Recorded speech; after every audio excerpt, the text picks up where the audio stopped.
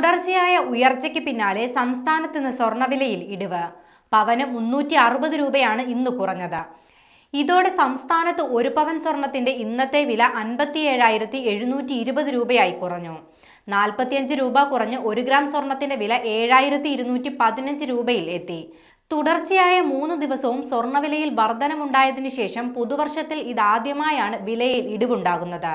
ഇന്നലെ ഒറ്റയടിക്ക് 640 രൂപ വർദ്ധിച്ചാണ് സ്വർണ്ണവില വീണ്ടും 58,000 കടന്നത്. സ്വർണ്ണവില കഴിഞ്ഞ 5 വർഷമായി 1,700 മുതൽ 2,000 ഡോളറിൽ നിന്നും കാര്യമായ ഉയർച്ചയില്ലാതെ തുടരുകയായിരുന്നു.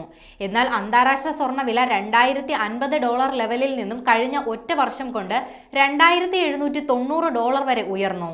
ഏകദേശം 38% ഉയർച്ചയാണ് അന്താരാഷ്ട്ര വിപണിയിൽ സ്വർണം രേഖപ്പെടുത്തിയത്. ഇന്ത്യൻ രൂപ 83.25 നിന്നും 85 എന്ന നിലയിൽ ഡോളറിലേക്ക് ദുർബലമായതും സ്വർണ്ണവില ഉയരാൻ കാരണമായി. 2025 സ്വർണ്ണവിലയ്ക്ക് വളരെ നിർണായകമായ വർഷമാണെന്നാണ് കണക്കുകൂട്ടൽ.